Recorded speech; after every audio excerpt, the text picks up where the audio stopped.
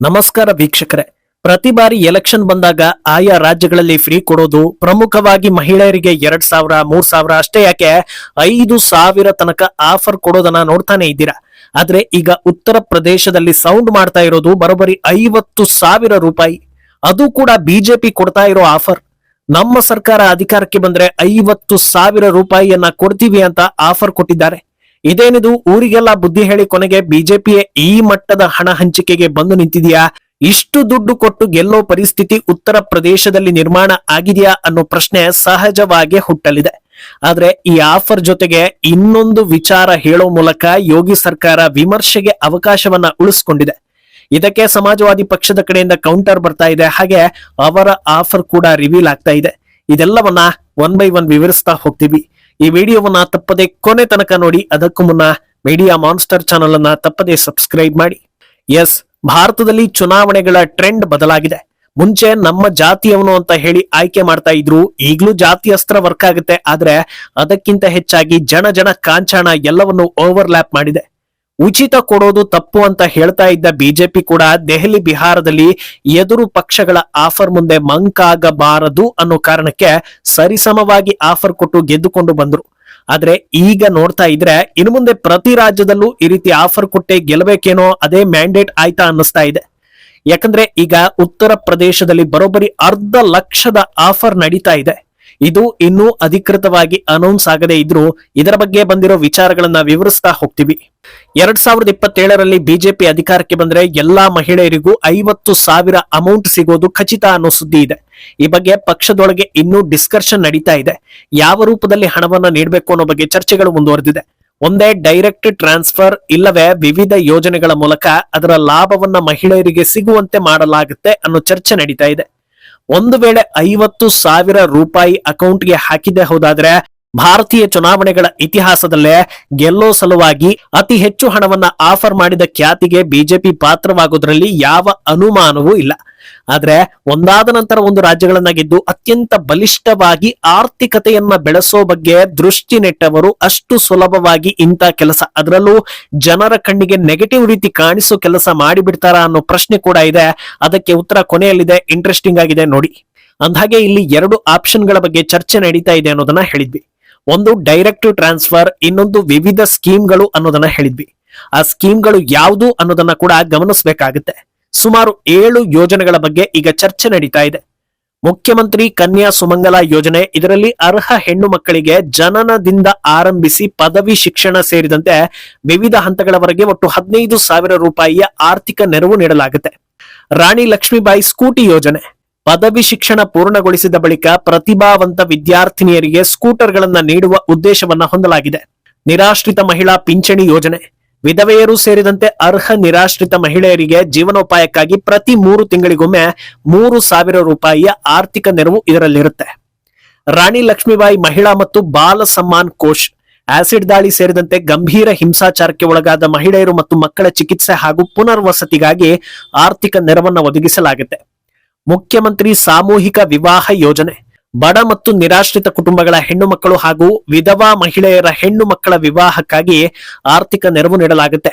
ಸ್ವಸಹಾಯ ಸಂಘಗಳು ಮತ್ತು ಲಖ್ಪತಿ ದೀದಿ, ಸ್ವಯಂ ಉದ್ಯೋಗ, ಸಣ್ಣ ಉದ್ಯಮಗಳು ಮತ್ತು ಜೀವನೋಪಾಯದ ಅವಕಾಶಗಳಿಗೆ ಮಹಿಳೆಯರನ್ನ ಸಂಪರ್ಕಿಸುವ ಮೂಲಕ ಅವರು ಆರ್ಥಿಕವಾಗಿ ಸ್ವಾವಲಂಬಿಗಳಾಗಲು ಸಹಾಯ ಮಾಡುವುದರ ಮೇಲೆ ಗಮನ ಹರಿಸಲಾಗುತ್ತೆ.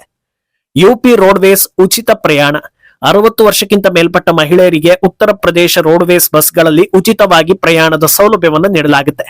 ತೆರಿಗೆ ಕಟ್ಟುವ ಒಬ್ಬ ಜವಾಬ್ದಾರಿಯುತ ಪ್ರಜೆಯನ್ನ ಕೇಳಿದ್ರೆ 50,000 ಕ್ಯಾಶ್ ನೀಡೋ ಬದಲು ಈ ಯೋಜನೆಗಳು 1,000 ಪಾಲು ಬೆಟರ್ ಇದೆ. ಯಾಕಂದ್ರೆ ಇದರಲ್ಲಿ ಅರ್ಹರಿಗೆ ಮಾತ್ರ ನೀಡೋದು ಅನ್ನೋದು ಮ್ಯಾಂಡೇಟ್ ಆಗಿರೋದ್ರಿಂದ ಬೇಕಾಬಿಟ್ಟಿ ಎಲ್ರಿಗೂ ನೀಡದೆ ಅಗತ್ಯ ಇರುವವರಿಗೆ ಮಾತ್ರ ಕೊಟ್ಟಂತೆ ಆಗುತ್ತೆ. ಹಣ ಪೋಲಾಗೋದು ಉಳಿಯುತ್ತೆ ಅನ್ನೋದನ್ನ ಒಪ್ಪಿಕೊಳ್ತಾರೆ. ಆದ್ರೆ ಈಗ ಪ್ರಶ್ನೆ ಇರೋದು ಈ ಯೋಜನೆಗಳಲ್ಲಿ ಅರ್ಹರಲ್ಲದವರ ಕತೆ ಏನು ಅನ್ನೋದು. ಈವರೆಗೆ ಉಚಿತ ಕೊಡೋ ಮಹಾಶಯರಲ್ಲ, ಅದಕ್ಕೊಂದು ಮಾನದಂಡ ಇಲ್ಲದೆ ನಿನಗೂ ಫ್ರೀ ಅವನ ಹೆಂಡತಿಗೂ ಫ್ರೀ ಅಂತ ಜನರನ್ನ ಯಾಮಾರಿಸಿ ಗೆದ್ದುಕೊಂಡು ಬಂದ್ರು. ಅಂತದ್ರಲ್ಲಿ 50,000 ರೂಪಾಯಿ ಅನ್ನೋದು ಕಿವಿಗೆ ಬೀಳ್ತಾ ಇದ್ದ ಹಾಗೆ ಆಲ್ರೆಡಿ ಇದನ್ನ ಹೇಗೆಲ್ಲ ಖರ್ಚು ಮಾಡ್ಬೇಕು ಅನ್ನೋದಕ್ಕೆ ಜನರು ಬ್ಲೂ ಪ್ರಿಂಟ್ ರೆಡಿ ಮಾಡ್ಕೊಂಡಿರ್ತಾರೆ.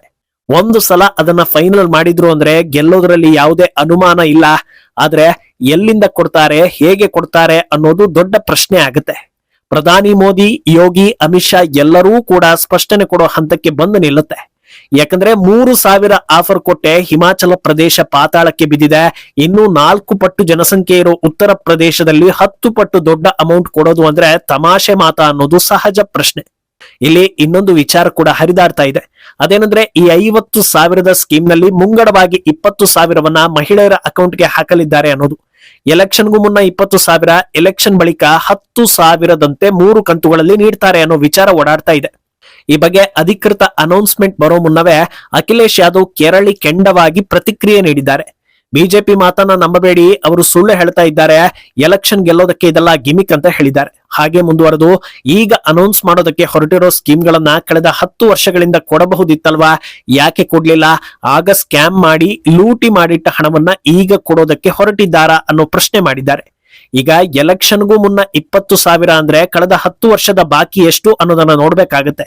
ಸುಮಾರು 5 ಲಕ್ಷ ರೂಪಾಯಿಯಲ್ಲಿ 20,000 ಕೊಟ್ಟು 4.8 ಲಕ್ಷ ರೂಪಾಯಿಯನ್ನ ಉಳಿಸಿಕೊಳ್ತಾ ಇದ್ದಾರೆ ಅಂತ ದೂರಿದ್ದಾರೆ. ಸರಿ, ಈ ಆಫರ್ ನಿಜವೇ ಆಗಿದ್ರೆ ಅಖಿಲೇಶ್ ಕೂಡ ಸರಿಯಾದ ಪ್ರಶ್ನೆಗಳನ್ನೇ ಕೇಳಿ ಕೌಂಟರ್ ಕೊಡ್ತಾ ಇದ್ದಾರೆ ಅನ್ನೋದನ್ನ ಒಪ್ಪಬಹುದು. ಆದ್ರೆ ಇದನ್ನ ವಿರೋಧಿಸಿ ತಮ್ಮ ಭರವಸೆ ಏನು ಅನ್ನೋದನ್ನ ಅಖಿಲೇಶ್ ಹೇಳಿರೋದು ಇನ್ನೂ ಅಧ್ವಾನವನ್ನ ತರಿಸ್ತಾ ಇದೆ. ನಮ್ಮ ಸರ್ಕಾರ ಬಂದ್ರೆ 40,000 ರೂಪಾಯಿ ಎಲ್ಲರ ಅಕೌಂಟ್ಗೆ ಹಾಕ್ತಿವಿ, ವರ್ಷ ಈ ಅಮೌಂಟ್ ಅನ್ನ ಜಾಸ್ತಿ ಮಾಡ್ತಾ ಹೋಗ್ತೀವಿ, ಅದರಿಂದ ಎಲ್ಲರೂ ನಮ್ಮನ್ನೇ ಗೆಲ್ಲಿಸಿ ಅಂತ ಹೇಳ್ತಾ ಇದ್ದಾರೆ. ಅಲ್ಲಿಗೆ ಈ ಬಾರಿ ಉತ್ತರ ಪ್ರದೇಶ ಎಲೆಕ್ಷನ್ ಯಾವ ರೇಂಜ್ಗೆ ಪೈಪೋಟಿಗೆ ಸಾಕ್ಷಿ ಆಗಲಿದೆ ಅನ್ನೋದು ಕಣ್ಣಿಗೆ ಕಾಣಿಸ್ತಾ ಇದೆ. ಇಲ್ಲಿ ಲಕ್ಕಿ ಯಾರು ಅಂತ ಕೇಳಿದ್ರೆ ಜನರು. ಯಾಕಂದ್ರೆ ಒಬ್ರು 50,000 ಕೊಡ್ತಾರೆ, ಅಪ್ಪಿ ತಪ್ಪಿ ಅವರು ಗೆಲ್ಲದೆ ಇದ್ರು, ಇನ್ನೊಬ್ರು 40,000 ಕೊಡೋ ಭರವಸೆಯನ್ನ ಕೊಟ್ಟಿದ್ದಾರೆ. ಆದ್ರಿಂದ ಯಾರೇ ಗೆದ್ರು ಹ್ಯಾಪಿ ಅನ್ನೋ ರೀತಿ ಯೋಚಿಸ್ತಾ ಇದ್ದಾರೆ. ಆದ್ರೆ ಇಲ್ಲಿ ಟ್ವಿಸ್ಟ್ ಇರೋದು ಏನಂದ್ರೆ, ಈ 50,000 ವಾರ್ಷಿಕ ಅನ್ನೋದನ್ನ ಎಲ್ಲೂ ಕೂಡ ಮೆನ್ಷನ್ ಮಾಡಿಲ್ಲ. ಅಖಿಲೇಶ್ ಮಾತ್ರ ನಾವು 40,000ದಿಂದ ಆರಂಭಿಸಿ ವರ್ಷ ಜಾಸ್ತಿ ಕೊಡ್ತೀವಿ ಅಂತ ಹೇಳ್ತಿರೋದು. ಆದ್ರೆ ಬಿಜೆಪಿ ಬಗ್ಗೆ ವರದಿಯಾಗಿರೋ ಸುದ್ದಿಗಳಲ್ಲಿ ವಾರ್ಷಿಕ ಅನ್ನೋದು ಇಲ್ಲ.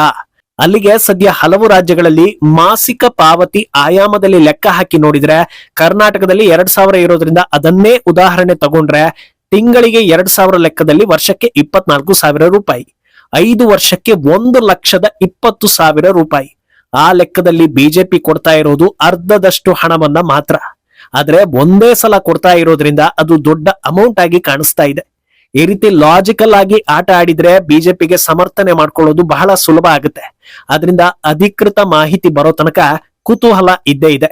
ಇನ್ನು ಇದು ವರ್ಕ್ ಆಗುತ್ತಾ ಅಂತ ಕೇಳಿದ್ರೆ 5 ವರ್ಷ ಕಾದು 1 ಲಕ್ಷ ಪಡೆಯೋ ಬದಲು 10,000 ಅಥವಾ 20,000 ರೂಪದಲ್ಲಿ ಕೆಲವೇ ಸಲ ಹಣ ಪಡೆದ್ರು ಅದರಿಂದ ದೊಡ್ಡ ಮಟ್ಟದಲ್ಲಿ ಸಾಕಾರ ಆಗುತ್ತೆ ಅನ್ನೋದನ್ನ ಬಹುತೇಕರು ಒಪ್ತಾರೆ. ಅಲ್ಲದೆ ಅಖಿಲೇಶ್ ಹಿನ್ನೆಲೆ ಹಾಗೂ ಯೋಗಿ ಹಿನ್ನೆಲೆ ನೋಡಿದಾಗ ಯಾರನ್ನು ಹೆಚ್ಚು ನಂಬಬಹುದು ಅನ್ನೋ ಲೆಕ್ಕಕ್ಕೆ ಜನರು ಬಂದ್ರು ಯಾರಿಗೆ ಹಿನ್ನಡೆ ಆಗುತ್ತೆ ಅನ್ನೋದನ್ನ ನೀವೇ ಊಹಿಸಿ. ಒಟ್ಟಲ್ಲಿ ಈ ಬಗ್ಗೆ ಕ್ಲಾರಿಟಿ ಕೊಟ್ಟ ಮೇಲೆ ಮುಂದಿನ ಚರ್ಚೆ ಮಾಡೋದಕ್ಕೆ ಅನುಕೂಲ ಆಗುತ್ತೆ. ಈ ಬಗ್ಗೆ ನಿಮ್ಮ ಅಭಿಪ್ರಾಯವನ್ನ ತಪ್ಪದೆ ಕಮೆಂಟ್ ಮೂಲಕ ತಿಳಿಸಿ.